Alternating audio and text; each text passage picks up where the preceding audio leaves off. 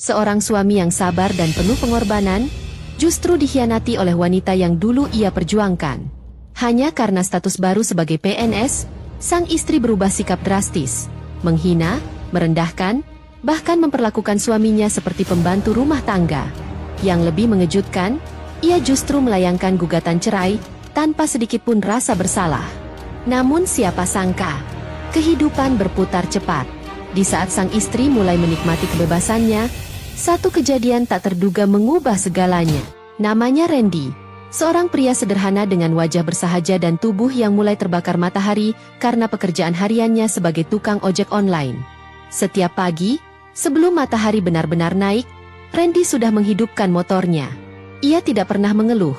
Bahkan ketika hujan turun deras dan jas hujan satu-satunya sudah sobek di beberapa bagian. Baginya, selagi bisa menghidupi keluarganya, semua penderitaan bisa ia telan bulat-bulat. Istrinya, Sari, adalah wanita yang dulu begitu ia banggakan. Sari bukan hanya cantik, tetapi juga pintar dan penuh semangat dalam menempuh pendidikan. Randy yang hanya lulusan SMA, rela bekerja siang malam demi membiayai kuliah Sari. Ia bahkan pernah menjual motornya yang satu-satunya untuk membayar uang semesteran Sari. Lalu selama 3 bulan bekerja sambil meminjam motor dari temannya. Tak ada satu keluhan pun keluar dari mulutnya kala itu. Baginya, pendidikan Sari adalah investasi masa depan. Ia percaya bahwa ketika istrinya sukses, kehidupan mereka pun akan berubah. Dan benar saja, 2 bulan lalu, doa Randy terjawab. Sari resmi diangkat sebagai pegawai negeri sipil di sebuah kantor pemerintah tingkat kota. Hari itu adalah hari yang penuh tangis bahagia bagi Randy. Ia ingat betul bagaimana ia menyiapkan kejutan kecil di rumah, dengan nasi goreng buatan sendiri dan lilin kecil yang ia sematkan di atas kue donat murah. Meski sederhana, perayaan itu terasa sangat berarti bagi Randy. Ia merasa semua perjuangannya terbayar lunas. Namun, sejak hari itu juga, segalanya perlahan mulai berubah. Sari yang dulu ramah dan penuh senyum, kini lebih sering pulang larut malam. Alasannya selalu sama, lembur. Tapi Randy tahu, jam kantor PNS tak pernah sampai malam. Hanya saja, ia memilih diam. Setiap pagi, ia tetap menyiapkan sarapan untuk Sari, menyetrika bajunya, bahkan mencuci sepatunya. Randy melakukannya dengan senang hati karena ia merasa itu bagian dari cintanya. Tapi Sari tampaknya mulai menganggap semua perlakuan Randy sebagai kewajiban. Ia tidak lagi mengucapkan terima kasih, tidak lagi menyapa dengan senyum saat pulang kerja, bahkan jarang menatap wajah suaminya. Randy mulai merasa seperti orang asing di rumahnya sendiri. Yang lebih menyakitkan, setiap kali Randy pulang mengantar penumpang dan sedikit kotor karena jalanan becek, Sari akan memandangnya dengan tatapan jijik. Ia bahkan pernah menyuruh Randy membersihkan dapur karena kakinya membuat lantai kotor. Tak cukup sampai di situ, suatu hari, Randy mendengar Sari berbicara di telepon dengan temannya, dengan nada sinis. Dia itu cuma tukang ojek online. Pulang bawa bau matahari, badan lengket. Aku malu kalau tetangga tahu aku masih tinggal serumah sama dia. Begitu suara yang terdengar dari balik pintu kamar. Ucapan itu seperti belati yang menghujam hati Randy. Ia terdiam lama malam itu, duduk di beranda rumah, menatap langit yang gelap. Angin malam berhembus dingin, menusuk tulang, tapi hatinya jauh lebih dingin dari udara malam itu. Hari-hari berikutnya semakin memperjelas bahwa Sari telah berubah. Ia mulai sering membawa pulang barang-barang mewah, tas baru, sepatu bermerek, parfum mahal. Semua dibeli dari gaji pertamanya. Ia mulai sering pamer di media sosial, mengunggah foto saat sedang rapat atau makan di kafe bersama rekan kerjanya.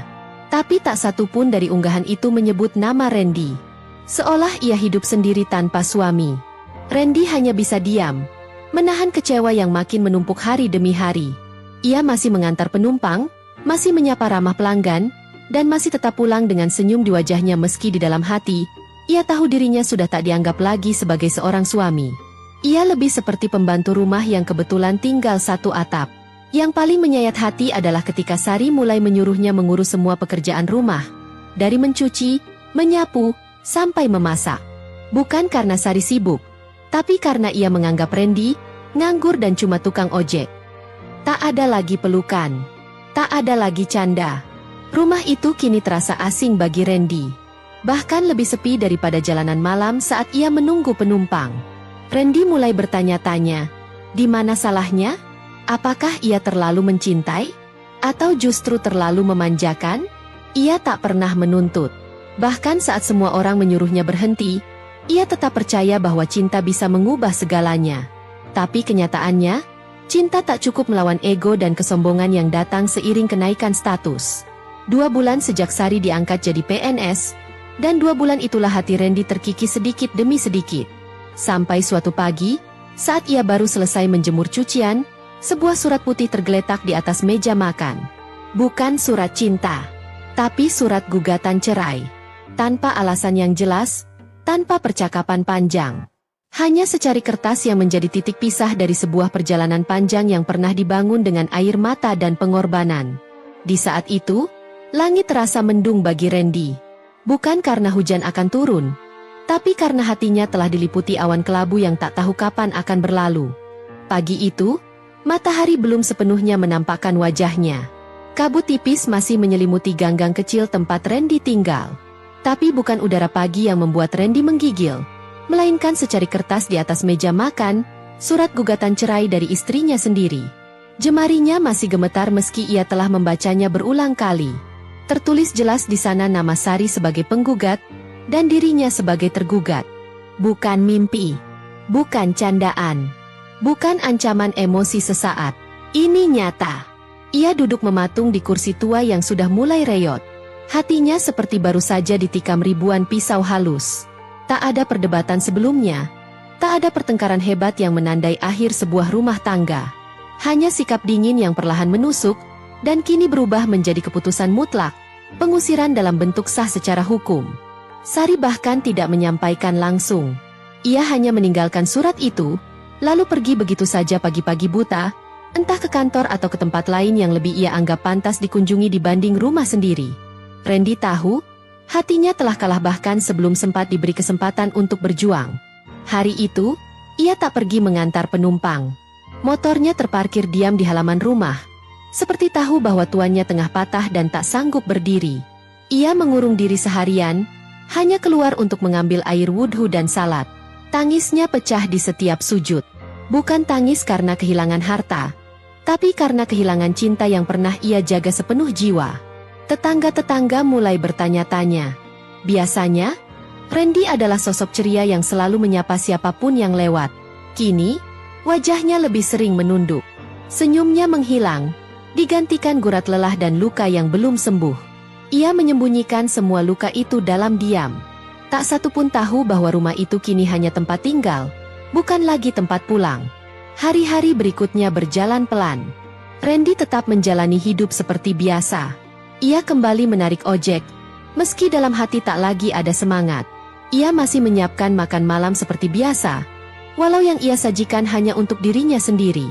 Piring di meja makan hanya satu, gelas hanya satu.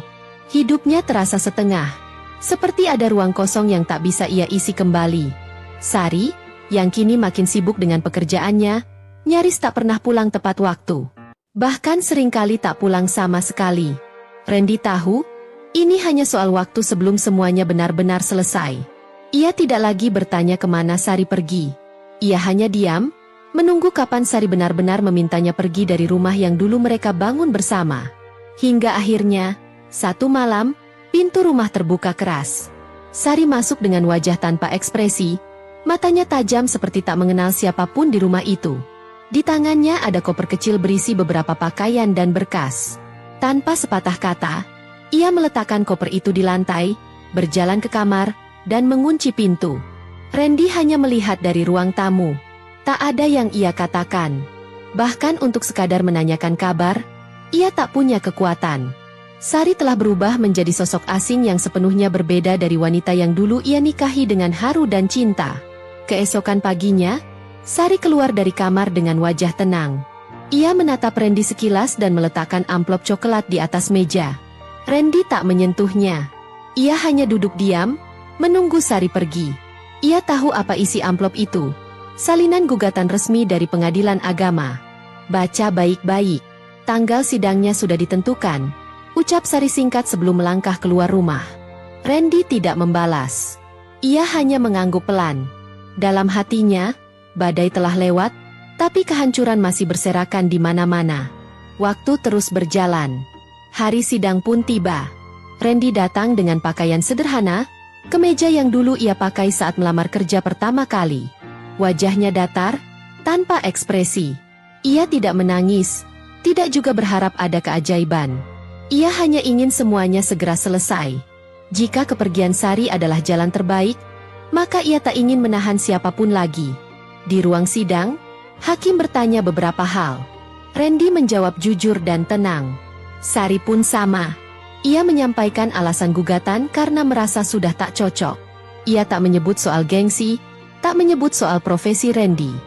Hanya alasan klise yang dibungkus rapi dalam bahasa formal. Tapi di hati Randy, ia tahu. Semua ini terjadi bukan karena mereka tak cocok, tapi karena cinta kalah oleh jabatan dan gengsi. Sidang berjalan singkat. Tak ada rebutan harta, tak ada perebutan hak milik. Mereka tidak memiliki apa-apa yang bisa diperebutkan, selain kenangan, dan itu pun telah dipudarkan oleh waktu.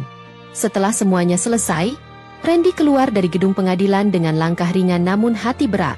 Ia merasa seperti baru saja keluar dari medan perang, tapi bukan sebagai pemenang, melainkan sebagai korban yang selamat tanpa kemenangan.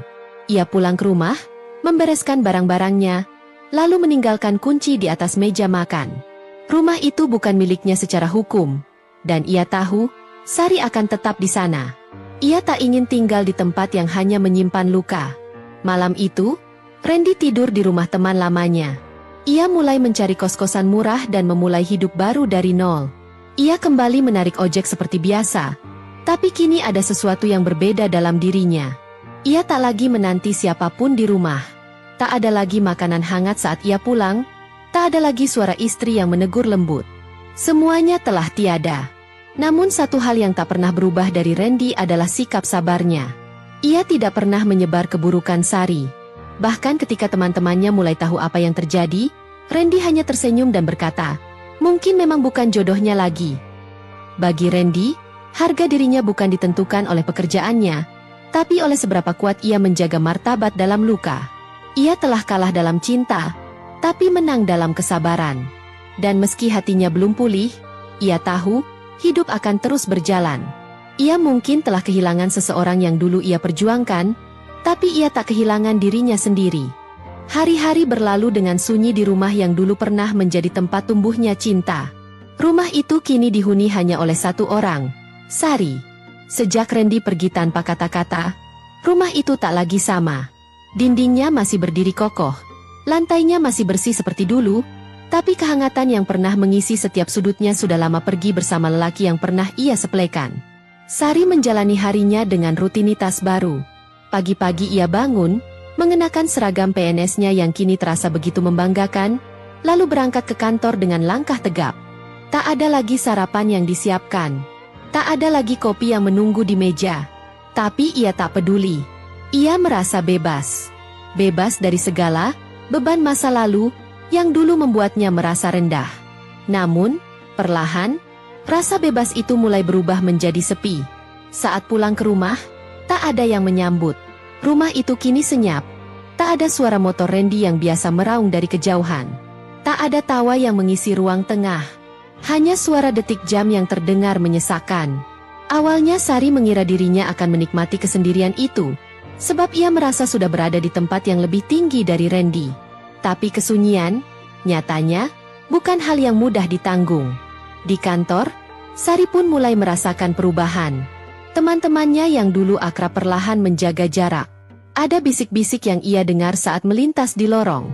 Katanya, ia wanita yang meninggalkan suaminya demi status. Entah dari mana mereka tahu, tapi Sari yakin, kabar tentang perceraiannya sudah menyebar. Yang lebih menyakitkan, ia mulai melihat sorotan mata penuh penilaian dari atasan dan rekan kerja. Ia merasa diasingkan perlahan-lahan, seperti kutukan yang tak terlihat. Semakin hari, suasana kerja makin menekan. Tugas-tugas mulai diberikan dengan beban lebih berat, dan apresiasi atas pekerjaannya makin jarang terdengar. Ia merasa seperti bukan bagian dari tim. Dan ketika rasa itu memuncak, datanglah sebuah kenyataan pahit. Dirinya tak lagi dianggap sebagai wanita yang layak dibanggakan. Dalam suatu kesempatan, saat rapat internal kantor, Sari mendengar salah satu pejabat senior bergumam pada temannya, perempuan seperti dia gampang besar kepala. Baru sebentar jadi PNS, sudah merasa di atas segalanya. Ucapan itu bukan untuk didengar Sari, tapi ia mendengarnya. Dan itu cukup menusuk hatinya. Untuk pertama kalinya, Sari merasa kecil meski mengenakan seragam yang dulu ia banggakan. Rasa percaya dirinya mulai goyah. Ia mulai mempertanyakan keputusannya. Apakah benar meninggalkan Randy adalah langkah yang tepat? Tapi penyesalan belum benar-benar datang, sampai sebuah peristiwa menghantamnya keras. Satu hari, saat sedang menunggu ojek online di halaman kantor karena mobil dinas yang biasa ia tumpangi sedang diservis, datanglah sebuah motor dengan pengemudi memakai jaket lusuh. Sari tak menyangka, pengemudi itu adalah Randy. Waktu seolah berhenti. Ia hanya bisa terpaku melihat mantan suaminya yang kini tampak lebih tenang, lebih bersinar, meski bajunya tak mewah dan motornya tidak baru. Randy menatap Sari dengan tatapan datar, tanpa senyum, tanpa kebencian. Ia hanya berkata lirih, "Kemana, Bu?" Sari ingin menolak, ingin membatalkan pesanan itu. Tapi mulutnya keluh. Rasa malu membungkam suaranya. Ia naik ke motor Randy dengan canggung, dan sepanjang perjalanan mereka hanya diselimuti hening. Hati Sari bergejolak. Ia ingin berkata sesuatu, minta maaf, atau mungkin sekadar menyapa. Tapi tak satu kata pun bisa keluar. Perjalanan itu hanya 15 menit. Tapi terasa seperti perjalanan terpanjang dalam hidup Sari. Ia merasa seperti dihukum oleh waktu. Dipaksa duduk di belakang pria yang pernah ia rendahkan, kini berdiri tegak tanpa membenci. Ketika sampai di tujuan, Randy hanya menoleh dan berkata sopan, "Sudah sampai, Bu. Hati-hati, ya." Sari memberikan uang lebih, tapi Randy menolaknya. "Saya dibayar cukup lewat aplikasi," ucapnya tenang. Lalu ia pergi tanpa menoleh lagi. Sejak hari itu, bayangan Randy tak pernah benar-benar pergi dari kepala Sari. Ia mulai teringat semua hal baik yang pernah dilakukan lelaki itu. Bagaimana Randy mengorbankan motor demi membiayai kuliahnya.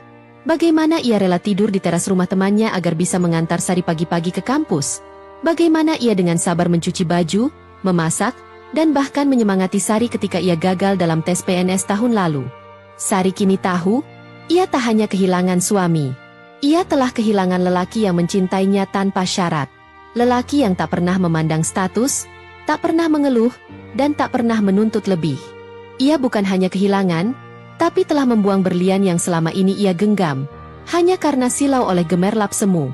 Hari-hari Sari kini penuh diam dan penyesalan.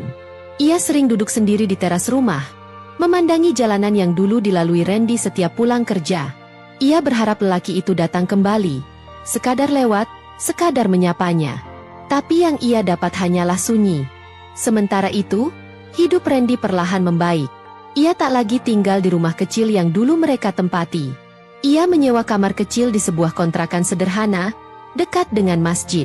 Waktu luangnya ia habiskan dengan ikut pengajian, membantu tetangga, dan sesekali mengikuti pelatihan keterampilan dari komunitas ojek online. Ia tak lagi menggantungkan hidup pada orang lain. Ia berdiri dengan kakinya sendiri. Banyak pelanggan langganan yang kini mempercayainya, bahkan memanggilnya Mas Ojek Ramah. Ia dikenal sebagai pengemudi yang sopan, tak pernah terlambat, dan selalu menjaga tutur kata. Tanpa sadar, dunia mulai berpihak pada orang yang sabar. Tapi dalam hati terdalamnya, Randy masih menyimpan satu ruang kosong. Bukan untuk kembali, tapi untuk mendoakan. Ia tak lagi membenci Sari. Ia sudah memaafkan. Bahkan sejak hari pertama ia menerima surat cerai itu. Bagi Randy, cinta yang tulus tak perlu dibalas. Ia hanya perlu dikenang sebagai pelajaran. Malam semakin larut. Langit kota yang dulu begitu bersinar, kini tampak buram di mata Sari. Di dalam rumah yang dulu ia bangun bersama Randy, cahaya lampu hanya menyala setengah. Bukan karena ingin menghemat listrik, tapi karena tak ada semangat untuk menyalakan semuanya. Sejak pertemuannya dengan Randy di atas motor itu, pikirannya tak pernah benar-benar tenang. Sari duduk di meja makan sendirian. Meja yang dulunya selalu diisi dengan makanan sederhana dan hangat buatan Randy. Sekarang hanya berisi sepiring mie instan yang sudah dingin. Ia mencoba menyuapnya, tapi tak ada rasa. Bahkan air putih pun terasa pahit. Tak pernah ia bayangkan bahwa kesepian seperti ini bisa begitu menyiksa. Dulu, ketika masih bersama Randy, hidup memang sulit. Tapi selalu ada tawa kecil di sela-sela penderitaan. Selalu ada bahu untuk bersandar setiap pulang kerja. Sekarang, semuanya hilang. Sari berusaha mengalihkan pikiran. Ia membuka media sosialnya, berharap menemukan hiburan. Tapi justru yang muncul adalah unggahan foto-foto teman-teman lamanya. Beberapa dari mereka berpose bahagia bersama pasangan masing-masing. Ada yang merayakan ulang tahun pernikahan, ada yang sekadar memasak bersama suami.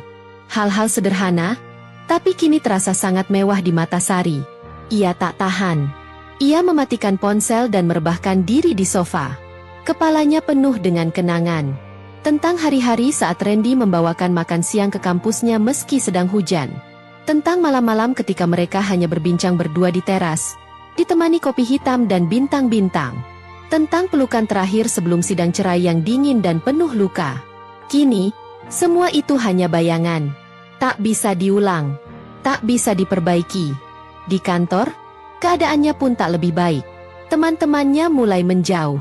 Dulu, ketika baru jadi PNS, Sari merasa seperti berada di puncak dunia. Ia menjadi pusat perhatian, dikagumi karena semangat dan penampilannya yang rapi. Tapi sekarang, ia seperti transparan. Ada, tapi tak dianggap. Bisik-bisik masih terdengar. Entah siapa yang menyebarkan cerita, tapi kabar tentang perceraiannya menyebar cepat. Bahkan beberapa teman mulai berani berkata langsung, dengan nada menggoda atau merendahkan. Katanya mantan suaminya tukang ojek. Ya?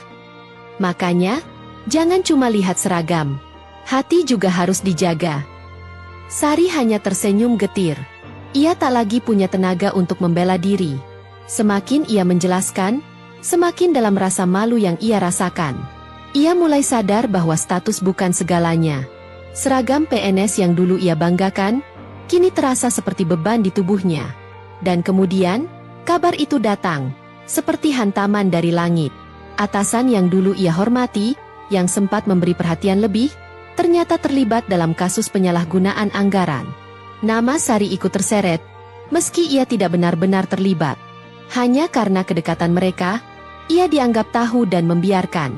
Pemeriksaan pun dilakukan. Sari dipanggil untuk dimintai keterangan. Hari itu, ia duduk di ruang pemeriksaan dengan keringat dingin membasahi punggungnya. Ia menjawab semua pertanyaan dengan jujur. Tapi tatapan para penyidik, sinisnya suasana, membuat ia merasa seperti orang bersalah meski tak menyentuh Rp1 pun dari anggaran itu. Selama penyelidikan, ia diminta nonaktif sementara dari tugas-tugas penting. Namanya tak lagi muncul dalam daftar rapat, tidak lagi dilibatkan dalam proyek-proyek. Rekan-rekannya mulai menjaga jarak lebih jauh. Sari benar-benar sendiri. Ditinggalkan, dijauhi, dan disalahpahami. Pada satu malam yang sunyi, ia kembali ke rumah dengan langkah lemas. Rumah itu begitu sepi. Udara dingin, meski kipas angin pun tak dinyalakan. Di ruang tamu, ia menemukan album foto lama yang tertutup debu. Album itu entah bagaimana bisa muncul kembali. Mungkin selama ini tersembunyi di balik lemari, atau mungkin tak sengaja terselip saat Randy mengemas barang-barangnya dulu. Dengan tangan gemetar, Sari membuka halaman demi halaman. Di sana ada foto pernikahan mereka yang sederhana. Sari masih mengenakan kebaya putih polos, dengan riasan ringan. Randy tersenyum di sampingnya. Wajahnya penuh harap dan cinta. Lalu ada foto mereka saat Randy pertama kali membelikan motor hasil menabung. Motor yang akhirnya dijual demi biaya kuliah Sari. Satu persatu foto itu menusuk hati. Sari tak kuasa menahan air matanya. Tangisnya pecah, menggema di dalam rumah yang kosong. Ia memeluk album foto itu seperti memeluk masa lalu yang tak bisa digapai lagi.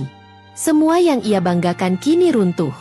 Dan lelaki yang paling mencintainya, telah pergi karena keegoisannya sendiri. Hari-hari berikutnya, Sari hidup seperti bayangan. Ia tetap berangkat kerja, tapi tanpa semangat. Ia menandatangani berkas, menyapa secukupnya, lalu pulang tanpa arah. Di rumah, ia hanya menangis. Kadang sampai tertidur di lantai ruang tamu, ditemani sunyi. Ia mencoba menghubungi Randy, tapi nomor itu sudah tak aktif. Ia mencoba mencari tahu lewat teman-temannya, tapi Randy seperti hilang di telan bumi. Tak ada jejak, tak ada kabar. Yang tersisa hanyalah penyesalan yang menggantung di hatinya, membentuk sesak yang tak bisa ia lepaskan. Dan untuk pertama kalinya dalam hidupnya, Sari berdoa dengan sepenuh hati. Bukan meminta jabatan, bukan meminta kemewahan, tapi hanya satu, kesempatan untuk meminta maaf. Meski ia tahu, mungkin pintu itu sudah tertutup rapat, tapi ia tetap berdoa. Karena hanya itu yang bisa ia lakukan sekarang. Waktu terus berjalan, dan luka yang ditorehkan oleh wanita yang dulu begitu dicintainya semakin menganga lebar. Hari-hari Juna diisi dengan kesunyian dan kepedihan yang tak pernah ia undang, tetapi kini mendominasi seluruh hidupnya. Setelah perceraiannya dengan Rani disahkan, ia kembali menempati rumah kecil milik orang tuanya yang telah lama kosong. Dinding-dindingnya dingin, tak hanya oleh udara, tapi oleh kenangan yang membekas dari pernikahan yang kini telah berakhir. Tak ada lagi suara istri yang dulu menyambutnya meski hanya dengan dingin. Tak ada lagi bau masakan hangat, meski sebelumnya hanya nasi putih dan tahu goreng seadanya.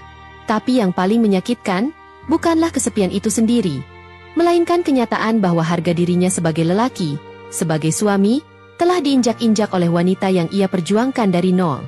Masyarakat sekitar tahu kisah mereka. Tak sedikit yang mencibir, tak sedikit pula yang merasa iba. Tapi Juna tak ingin dikasihani. Ia hanya ingin menjalani hidupnya lagi dari awal, meski tanpa arah. Setiap pagi, ia tetap mengenakan jaket lusuhnya, memasang helm, dan menyalakan motor tuanya untuk mencari nafkah sebagai tukang ojek online. Ia tak lagi bersemangat seperti dulu. Tak ada lagi senyum saat mendapat order. Tak ada lagi raut haru saat melihat notifikasi saldo masuk. Semua terasa hampa. Seakan hidupnya berjalan tanpa jiwa. Namun yang paling menusuk adalah ketika ia melihat Rani di jalan, duduk di dalam mobil dinas yang kini membawanya ke kantor pemerintahan tempat ia bekerja. Rani yang dulu merengek minta dibelikan sepatu murah di pasar, kini tampil menawan dengan sepatu hak tinggi dan tas bermerek. Ia bahkan tak menoleh saat motor Juna melintas tepat di sebelahnya. Seolah masa lalu mereka hanya fiksi yang tak pernah ada. Juna mencoba mengalihkan pikiran dengan bekerja lebih keras. Ia mengambil order hingga larut malam. Bahkan saat hujan turun dan tubuhnya menggigil, ia tetap memaksa diri untuk mengantar penumpang, hanya agar rasa sakit di dadanya bisa diredam oleh kelelahan fisik. Tapi bahkan rasa lelah pun tak mampu menutupi luka batin yang sudah terlanjur dalam. Orang-orang mulai memperhatikan perubahan dirinya. Teman-teman sesama ojek online mengamati bagaimana Juna yang dulu ceria kini lebih banyak diam. Seorang tetangga pernah mencoba menghibur, mengatakan bahwa wanita seperti Rani tak pantas disesali. Tapi Juna tak pernah membalas. Ia tahu, tidak semua luka bisa diredakan dengan kata-kata. Malam itu, hujan turun deras. Juna pulang dengan badan basah kuyup, helmnya meneteskan air ke lantai rumah. Ia duduk di kursi kayu tua, membuka ponsel, dan secara tak sengaja membuka album foto. Di sana masih tersimpan kenangan, foto pernikahan mereka, momen saat Rani menerima SK CPNS, bahkan swafoto sederhana saat mereka makan mie instan di dapur kecil. Semua itu kini hanya tinggal fragmen masa lalu yang pahit. Tiba-tiba air mata jatuh tanpa permisi. Bukan karena masih cinta, tapi karena ia merasa kalah. Kalah sebagai lelaki yang dulu percaya bahwa cinta bisa dibangun di atas kesetiaan dan perjuangan bersama. Ia kalah bukan karena cerai, tapi karena harga dirinya dilumat perlahan oleh wanita yang kini bahkan tak menoleh lagi. Hari-hari berlalu tanpa perubahan. Juna menjalani semuanya dalam keheningan dan kesendirian. Sampai suatu siang, ia menerima order dari sebuah apartemen mewah. Ketika ia tiba, betapa terkejutnya ia saat melihat Rani keluar dari lobi dengan seorang pria muda, tampan, dan berpakaian rapi. Mereka tampak tertawa kecil, dan pria itu bahkan membukakan pintu mobil untuk Rani. Juna tercekat, tapi ia tak menunjukkan emosi. Ia hanya diam, lalu memutar motor dan pergi. Tapi di dalam hatinya, badai kembali mengamuk. Rani, wanita yang dulu ia angkat derajatnya, kini melenggang bahagia di atas puing-puing rumah tangga mereka. Dan ia, hanya jadi penonton bisu yang terluka. Malam itu, untuk pertama kalinya, Juna menyalakan rokok. Sesuatu yang dulu ia hindari karena Rani tak suka. Ia duduk di beranda rumah, ditemani suara jangkrik dan angin dingin yang menusuk. Ia mencoba memahami, apakah cinta yang tulus masih punya tempat di dunia yang keras ini? Apakah perjuangan suami seperti dirinya layak dihargai? Ia teringat ibunya yang dulu selalu berkata, lelaki itu harus kuat, meski diperlakukan tidak adil. Karena di balik kesabaranmu, Tuhan sedang merajut takdir yang indah. Kata-kata itu terngiang, tapi belum bisa menenangkan hatinya malam itu. Namun di balik kehancuran itu, perlahan sebuah tekad mulai tumbuh. Jika sebelumnya Juna hanya bertahan untuk hidup, kini ia mulai berpikir untuk bangkit. Bukan untuk membalas, tapi untuk membuktikan bahwa meski ia dihancurkan oleh cinta, ia tetap bisa menjadi pria yang utuh. Juna sadar, hidup tak akan pernah kembali seperti dulu. Tapi bukan berarti ia harus terus hidup dalam bayang-bayang masa lalu. Ia mulai menabung dari hasil ojeknya. Ia menolak saat ada teman yang menawarkan jalan cepat dengan pekerjaan ilegal. Ia masih percaya bahwa harga diri sejati bukan diukur dari siapa yang bersamamu, tapi dari seberapa kuat kau tetap berdiri saat semua orang menjatuhkanmu. Hidup memang belum membaik, tapi Juna sudah tak lagi mengeluh. Luka di hatinya masih berdarah, tapi ia mulai belajar menutupinya dengan senyum, walau masih getir. Ia tahu, masa depan tak bisa ditebak. Tapi satu yang pasti, ia tidak akan menyerah. Karena pada akhirnya, bukan cinta yang membuat seseorang berharga, tapi bagaimana seseorang tetap manusia meski dilukai oleh orang yang paling dicintainya. Waktu terus melaju seperti sungai yang tak pernah berhenti. Sudah lebih dari 2 tahun sejak surat cerai itu diketik dan ditandatangani. Rumah yang dulu ditempati Dinda dan Bagas kini dihuni oleh keluarga lain. Segala kenangan, tawa, dan luka seolah mengendap menjadi debu yang tertinggal di sudut-sudut rumah yang tak lagi mereka miliki. Dinda menjalani kehidupannya yang baru sebagai PNS penuh waktu. Gajinya kini jauh lebih besar dibanding saat ia baru diangkat. Penampilannya pun berubah. Ia lebih berkelas, lebih percaya diri, dan lebih sering terlihat di tempat-tempat elit. Namun, semua pencapaian itu tak pernah mampu menghapus kekosongan yang diam-diam menggerogoti hatinya. Ia telah bercerai dari Bagas dengan keyakinan penuh waktu itu. Ia merasa bahwa ia pantas mendapatkan lelaki yang lebih berkelas daripada suaminya yang hanya tukang ojek online. Dulu, Dinda mengira kemapanan adalah segalanya. Tapi seiring waktu, kebahagiaan yang semu dari karir dan status sosial tidak pernah bisa menggantikan perasaan aman, hangat, dan tulus yang pernah ia rasakan bersama Bagas. Bagas sendiri tak pernah menoleh ke belakang. Setelah perceraian, ia sempat terpuruk, namun hidup memaksanya untuk terus berjalan. Ia kembali mengojek, bekerja keras siang malam, namun bukan untuk menyenangkan siapa-siapa. Ia hanya ingin hidup layak, ingin membuktikan bahwa kehormatan seorang lelaki bukan terletak pada pangkat atau seragam, tapi pada kesungguhan dan kejujuran dalam menjalani hidup. Tanpa diduga, keberuntungan perlahan berpihak padanya. Seorang pelanggan setia yang kerap ia antar ternyata adalah pemilik bengkel dan armada transportasi lokal. Ia melihat etos kerja Bagas dan ketulusannya melayani orang. Bagas kemudian ditawari pekerjaan sebagai koordinator logistik. Perlahan tapi pasti, kehidupan Bagas berubah. Ia tak lagi mengojek, namun kini membawahi puluhan sopir dan teknisi. Namun, semua pencapaian itu tidak pernah ia umbar. Ia tetap hidup sederhana, tinggal di rumah kontrakan kecil di pinggiran kota. Wajahnya semakin matang, sorot matanya tenang, dan langkahnya mantap. Tapi di balik itu semua, ada luka yang belum sepenuhnya sembuh. Luka dari seseorang yang dulu ia cintai sepenuh jiwa, tapi memilih meninggalkannya hanya karena status. Suatu sore, ketika langit mulai berwarna jingga dan angin sore meniupkan aroma tanah basah dari hujan sebelumnya, Dinda duduk di dalam mobilnya di depan sebuah warung kecil. Pandangannya tak lepas dari seorang pria yang sedang membantu seorang ibu tua mengangkat galon air ke dalam rumah. Pria itu mengenakan kaos sederhana, namun senyumnya begitu familiar. Dinda tercekat. Hatinya berdebar. Ia turun dari mobil perlahan, langkahnya ragu-ragu namun dipenuhi rasa ingin tahu. Sudah lama ia tak melihat Bagas. Tubuhnya kini lebih tegap, jauh dari lelaki yang dulu ia anggap rendah. Ia berdiri diam, memandangi pria yang dulu setiap malam menjemputnya saat lembur, yang memasakkan nasi goreng saat ia sakit, yang mencuci bajunya tanpa diminta. Bagas tak langsung menyadarinya. Tapi ketika matanya menangkap sosok perempuan yang berdiri di bawah pohon mangga dengan wajah yang sulit dilupakan, ia terdiam. Tak ada kata, tak ada sapa. Hanya keheningan yang menggantung di antara mereka. Dan dalam diam itu, segalanya seolah diputar kembali seperti film. Hari-hari penuh tawa, malam-malam penuh air mata, dan akhirnya perpisahan. Dinda ingin mengatakan sesuatu. Ingin meminta maaf. Ingin berkata bahwa ia salah. Tapi mulutnya keluh. Tangannya gemetar.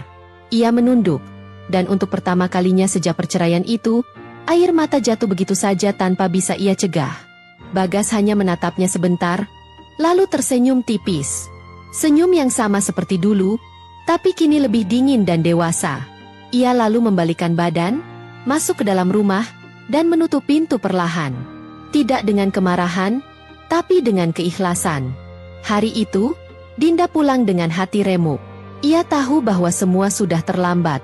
Lelaki yang dulu ia rendahkan kini berdiri lebih tinggi darinya. Bukan karena jabatan atau kekayaan, tapi karena hatinya tak pernah membenci, tak pernah membalas, hanya memilih untuk berjalan menjauh dengan harga diri yang tetap utuh. Beberapa bulan kemudian, kabar beredar bahwa Bagas telah menikah. Istrinya seorang guru TK, sederhana namun lembut dan ramah. Mereka menikah tanpa pesta besar, tapi penuh dengan kebahagiaan yang tulus. Sementara itu, Dinda masih sendiri. Ia pernah menjalin hubungan, tapi semuanya kandas. Tak ada yang bisa menyamai ketulusan seorang Bagas. Dan setiap malam, ketika lampu-lampu kota menyala dan suara televisi sudah dimatikan, ia duduk sendiri di ruang tamunya yang megah namun sunyi. Di atas meja kecil, terselip sebuah foto lama. Ia dan Bagas tersenyum di atas motor bebek yang dulu mereka naiki bersama. Tangisnya tak lagi bisa ditahan. Kadang, seseorang baru menyadari nilai sesuatu setelah kehilangannya. Dinda telah kehilangan segalanya. Bukan karena takdir, tapi karena pilihannya sendiri. Ia memilih status daripada cinta. Dan kini, ia hanya bisa meratapi keputusan itu sendirian. Bagas tak pernah membalas. Ia hanya membuktikan bahwa cinta sejati tak membutuhkan gelar, bahwa ketulusan tak bisa dibeli, dan bahwa harga diri seorang lelaki tak pernah bisa diukur dari pekerjaannya, tapi dari caranya memperlakukan orang lain, bahkan setelah ia disakiti.